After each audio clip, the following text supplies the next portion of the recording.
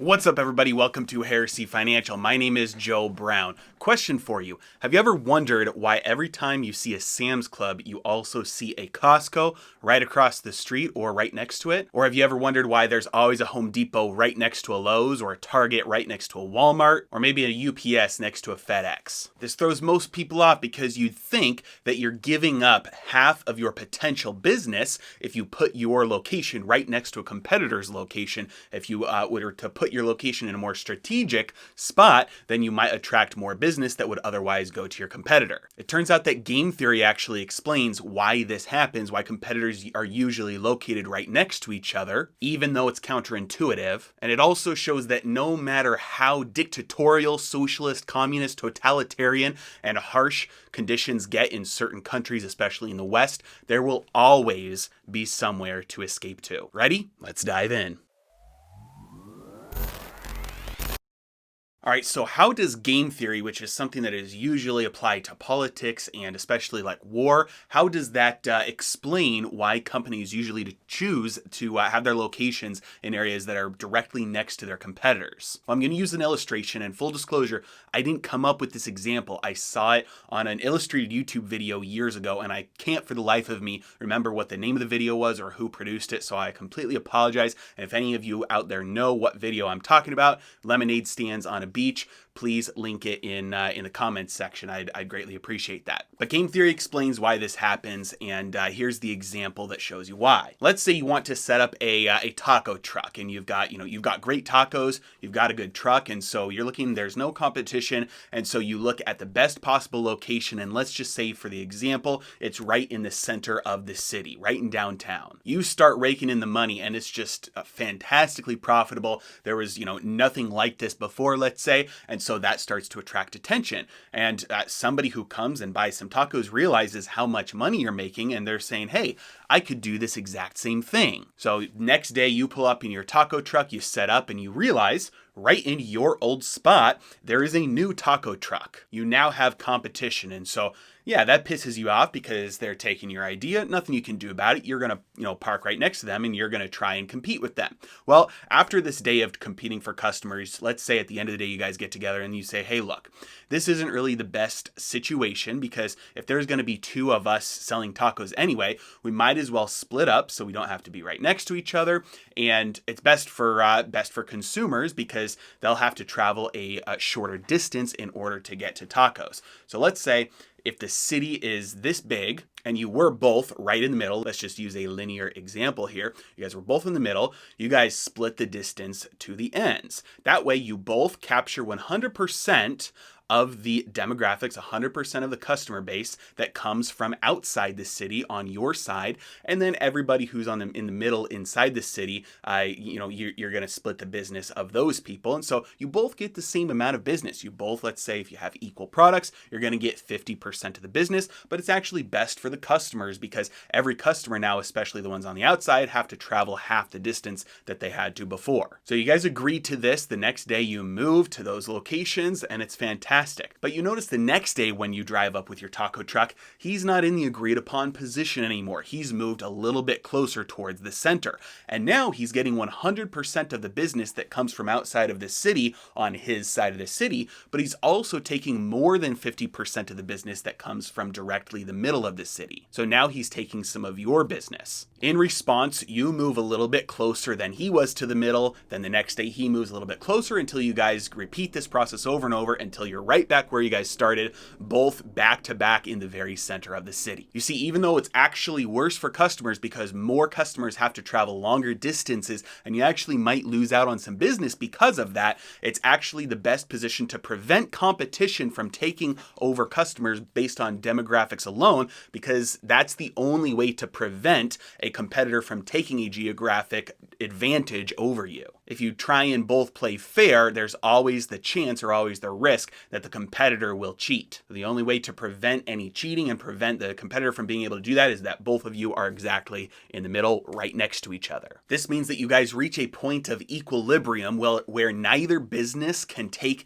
any customers from the other based on demographics alone. The only way to improve your performance in your business is to actually increase the quality or the pricing of the product. All right, next scenario. Let's say you've got an idea for a killer car wash. Let's say you're going to do a car wash that's free, and the only thing that people have to do is, watch ads on a tablet that you give them inside their car while they go through the car wash. So you think this is a fantastic car wash idea and it's just going to blow up and a lot of people are going to use your car wash. You'll get your revenue from the advertisers. Well, clearly car washes is kind of a saturated industry. I mean, I guess it depends on the city that you live in, but certain cities have car washes on almost every corner. So you're not going to be the first one in. However, you know that your product, or you believe strongly that your product, is better than the competition. And all else being equal, customers you think would choose yours over the competition. Now, you have a choice. You can choose to locate your car wash somewhere where there is no car wash so that you're the only one there. But given the saturation of the market, it's likely that other businesses have done some sort of demographic studies and come to the conclusion that where they located their car washes are in the best location for demographics. And it's probably true that you would be giving up a demographic advantage if you go somewhere where there was no car wash there already. Especially considering you believe you have the superior product, it would be the most advantageous to you as the newcomer to place your car wash directly next to, or as close as possible to, an existing car wash, preferably the car wash that has the most business in the area, because you already know there's not a lot of differentiation between the existing products. And so given the car wash with the best business so far, that's likely due to demographics. So if you enter into that area that has the best demographics just by seeing where the business goes, you locate there, your superior product will capture a lot of that business. So most of these companies that I mentioned at the very beginning of the video, your Costco and Sam's Club, or your Walmart and Target, and your companies that highly compete with each other, Starbucks and Dunkin' Donuts, they both believe that they have an edge over the competition. They do the demographic research and they realize demographically it would be most strategic for me to be here because I'm not giving up any customers based on demographics alone, and I will outdo my competition in the areas that I can beat them at. If they choose to relocate or establish a new location in an area where there is no competition, they're likely giving up a lot of business just based on demographics alone. Okay, so how in the world does this relate to communism, socialism, and freedom and free markets and capitalism across the world? Well, right now, especially with individuals, there is a lot of widespread fear that governments across the world are becoming more totalitarian. They're becoming more Marxist, more communist, more socialist. With the introduction of central bank digital currencies, clamping down and tightening down on restrictions and controls about what kind of business you can do with what people and how much you can charge or how much you have to pay for certain services, even how much profit you can receive on certain services or products. So there's this concern, especially given the World Economic Forum recently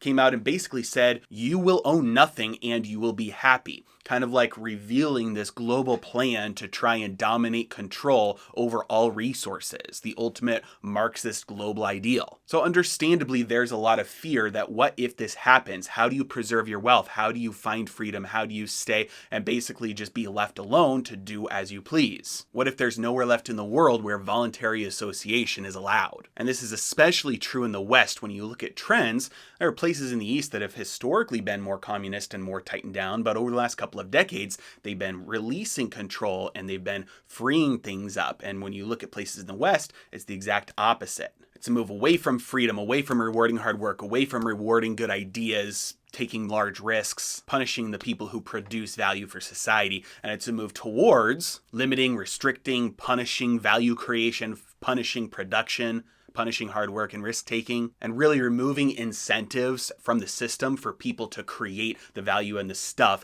that everybody needs. Now, if there's one law of money out there, it's that wealth goes where it's treated best. And these types of policies that punish wealth and punish producing and value creation, this causes wealth to flee. And this creates a downward spiral, a reinforcing mechanism, a positive feedback loop, where every time you move closer towards trying to remove those incentives by taking the wealth away from the producers, basically, the entity that's in control of that gets comfortable with that amount. And then as wealth flees and wealth leaves, well, now there needs to be more of a tightness, more of a control, more of a restrictiveness on what can be allowed, what cannot be allowed, because the state gets more and more reliant on, number one, that amount of income, number one, that amount of control and power, and just has to continually increase, otherwise they fall apart. This positive feedback loop that reinforces itself makes wealth even more slippery. I mean, look no other than California. This is the best example of this right now, where you have people just, there's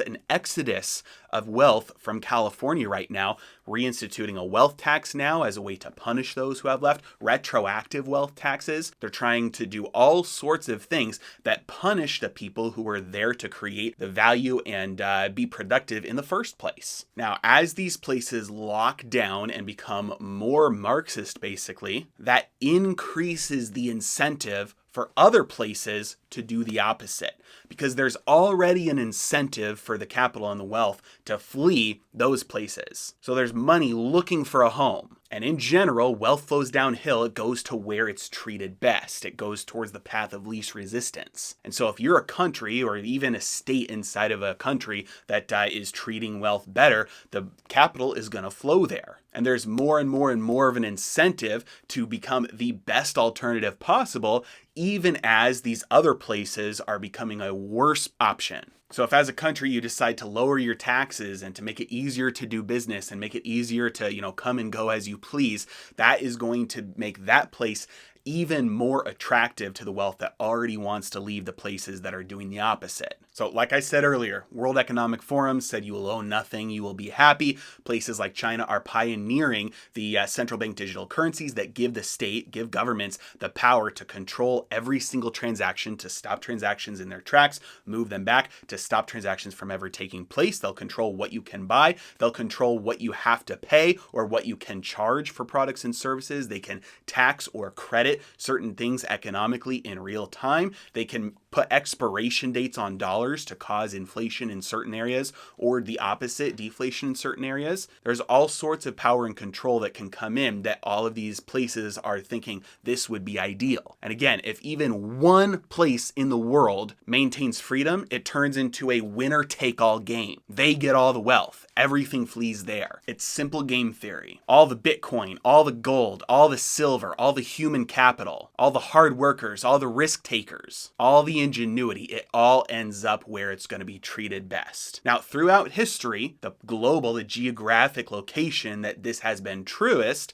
has changed throughout time. For the last 100 years, that place has been the United States. Prior to that, it was the UK. Prior to that, it was the Netherlands. And prior to that, it was China. These places all, during the height of their reign, attracted the most wealth, attracted the best intellectual power, attracted the best people, the hardest workers, the biggest risk takers, the inventors, and the people who produce the stuff that makes the world go round. But at some point, there's always a turning point, and things switch from being inviting to all of these things to exploiting all of those things. Now, this is the classic Road to Serfdom by F.A. Hayek. This is a little bit of socialism, a little bit of welfare, a little bit of redistribution of wealth, a little bit of an increase in taxes.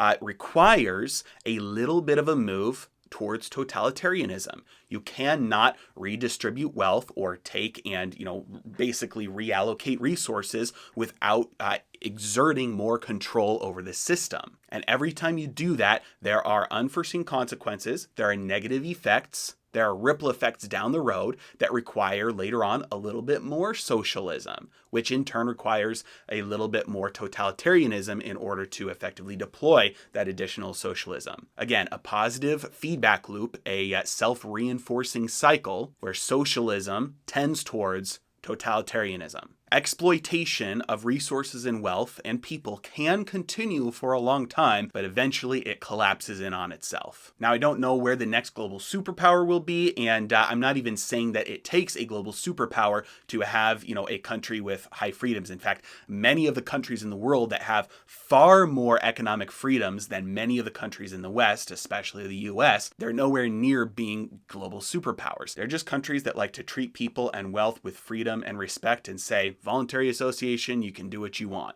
Make it easy to do business here, and we know that's what will make things turn out better. These places are much more free, have way less taxes, they're way easier to do business, they're more inviting to the people who actually produce things, they're more inviting to the risk takers, the inventors, the geniuses, and ultimately are a lot more welcoming towards human capital. And as countries in the West, the United States especially, start to continue to tighten their grip, all of these free countries have more of an incentive, not less, to at least maintain and more likely increase the freedoms than they already have, because it will be only more beneficial for them. They'll attract more and more of the people and the wealth that is fleeing the tightening grip of Marxism that is suffocating growth in the rest of the world. So yes, there is a high likelihood that the places around the world that are moving the wrong direction will continue to move more in that same wrong direction. But on the bright side, there's always going to be somewhere else that you can go that will treat you better. As always, I really appreciate you guys. Hope you enjoyed the video. Thank you so much for watching. Have a good day.